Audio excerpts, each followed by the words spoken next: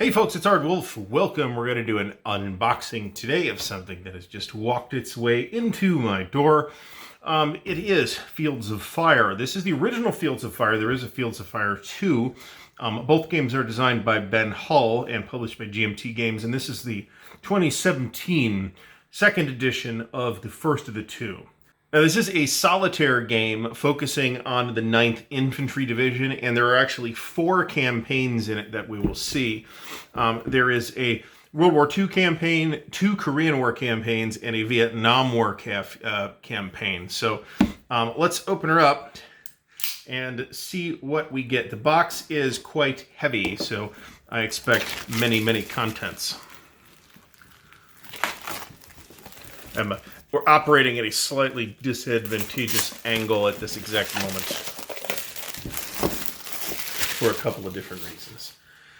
So, this is one of the newer, as in last couple of years, GMT, very thick boxes. All right, so we have 4 decks of cards. Don't know what these are, but there's also a Normandy 1944 pack. There's a Korea 1950 pack, and there's a Vietnam Lowlands 1966 to 1970 pack. Okay, so let's take a look at those at a later time. Now, the game system here has been it's highly regarded by those people that like it, but it's also regarded as fairly difficult. And I find that 100% believable. If you were to be holding these 3 hefty booklets in your hand, you would understand. The rule book here is a 64-page rule book done in what is more or less the traditional GMT style, but less profusely illustrated than we have sometimes seen from GMT. And it does look like, well, there is some options at the back. What look like options at the back. We have 60 plus pages of actual rules here, and that's a lot. I can't say how different this is from the original rule book, but I believe it to be somewhat revised, nor do I know how much it differs from any living rules that may be available from GMT. In addition to that rule book, we have 2 briefing booklets. Briefing Booklet 1 and Briefing Booklet 2. And Briefing Booklet 1 covers the Normandy and Vietnam campaigns. And they are books of tables, essentially. Which, for a solitaire game is maybe not that surprising. Since many solitaire games are very table-driven. Okay? And then Briefing Booklet 2 is the 2 different Korean War campaigns, the Nektong River and Heartbreak Ridge campaigns. And again, this is exactly the same type of thing. And on the back, we have a vehicle and anti-tank weapons chart. One would hope that there's other references for those. Now, we also have counters, a lot of counters, actually. All right, we have 5 full sheets of counters on the current GMT very thick brown core stock. These look like they are 5/8 inch counters. For those of us with failing eyesight, that's useful. Not the biggest print I've ever seen, but just looking at them, of course, I improved my lighting situation too, so maybe that's why. But I'm having not much trouble reading them at this exact moment. Okay. We have counters for various statuses, counters for wrecks, counters for what appear to be vehicles, including helicopters for Vietnam. We have a variety of personal weapons. And once again, we have machine gun ammo markers and upper story markers and cover markers and potential contacts, which I think is kind of part of the core game system. And then we get these brown ones. So I'm not sure why some of them are brown and some of them are other colors. That presumably means something. It could be that these are the North Koreans or enemies of some kind, for all I know. Okay. We also get some other stuff. We have a helicopter control card for the U.S. Marine Corps. Okay. And here's a helicopter control card for the U.S. Army. Okay, so that's interesting. Okay, and the cards pictured on both are the Vietnam cards. But we don't have the Marines in this edition. The Volume 2 does cover the Marines, so maybe this particular component is common to both games. That's possible. All right, we have a player aid card here, which is the vehicle and anti-tank weapons chart. On the back, we have a description of the various action attempt symbols. I do not yet feel comfortable enough to talk about those. NVA and VC force packages. So this would be for the Vietnam campaign. Well, for all the campaigns, actually. It's just that Vietnam's here. Korea and World War II are here. Okay.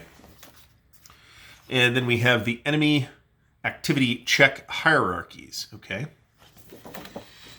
They rate this as a complexity 6 game. I'm not about to argue with that. As I said, however, it is generally considered to be a bit difficult. Here is a command display. Here is a general record player aid card, which has some LAT limitations chart, weapons capability chart, action menus. Okay. It was pointed out a couple of weeks ago when I shared a selfie of my solitaire shelf that it's all air and naval games, with the one exception of Peloponnesian War and I guess of Field Commander Napoleon. But I wanted something that would cover land operations in World War II as well. So let's open these up. And hey, this covers more than that. So let's take a look at some of these cards. So I don't know if they separate cleanly into these particular 4 decks or not, but this is the one that's not marked as something specific. And action deck, okay. Okay.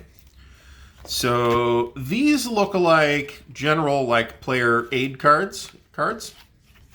The card stock here is a pretty typical GMT card stock. They're nice and heavy. I generally like to put these in sleeves because I don't think they wear particularly well unless you put them in sleeves, in which case they're totally fine basically forever. All right, so this whole thing is the action deck. And presumably you have an action hand from which you can perform these actions. Okay. And as you can see, the cards themselves are relatively dense. You have this table on the side and another table on the bottom and hit effects and then this symbol here and some other stuff. So I can see, just from what I can see so far, it does appear that there's quite a bit going on here in this game system, which is in line with my understanding of it, and I am pretty comfortable with that. All right, so here is the Normandy 1944 deck. This entire pack is the Normandy 1944 deck. And this feels like roughly 60 cards. Same card stock. We have terrains. We have orchards. Is it all terrains? It kind of looks like it. So we might be having... we have a couple of pieces of information on here. One, there's a terrain. There's a number at the top. There are some numbers at the bottom. Presumably these mean something. And this particular terrain mix includes hills and orchards and woods and hedgerows and villages and open fields and gullies and farms. I might not open the Korea one right this second, but I want to look at the Vietnam one just to see how the terrain differs from the World War II terrain of Normandy. All right, and again, the whole pack is Vietnam lowlands 66 to 70.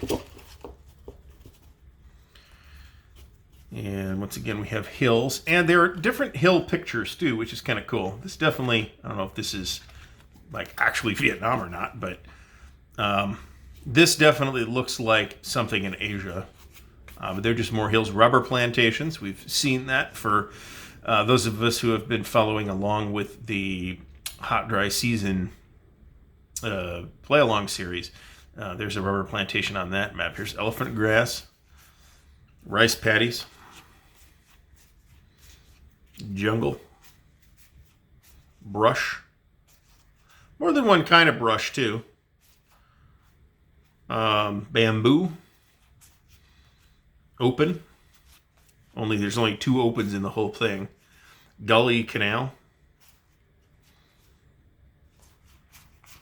Mangrove, swamp. All right, so we got some definitely interesting terrain types. Let's since we're into it, let's open up the Korea deck as well, just to have a look at what kinds of terrain types we have on offer. At the moment, like I said, because I really have not looked at the game system or the rules at this point, that's about all I'm capable of commenting on. Also, I'm also incapable of opening this pack of cards, apparently. There we go. All right, so Korea 1950, and again, 2 of the 4 campaigns in the game are Korea 1950 campaigns. Again, we have hills, different hill illustrations. It's nice that there's different pictures, quite a few different pictures. There's villages, rice paddies, different rice paddies, brush, more open, decent amount of open, rocky terrain. Korean Peninsula is fairly rocky. Gully draw, embankment, and a cemetery. All right, so for various reasons that I'm not going to go into in this video, I have invested recently in a number of solitaire games. Some of that's for the channel, right? Because they're games that are, generally speaking, relatively compact and that I can play. As you've seen if you followed along the Soviet Dawn series that I have going on right now. Some other things, I don't know if this will follow or not, but maybe. I will definitely take a closer look at it. And it does look like a very interesting game system. And I do say game system because there's a second volume, and I can see that there's a lot to this volume 1. If I like it, I may pick up volume 2, and you may see some video on that in the future. So thanks for watching. If you've enjoyed the unboxing, please give the video a thumbs up. Don't forget to subscribe to the channel and click the bell icon and check out the Patreon and all that jazz. Thanks again for watching, and until next time, happy wargaming.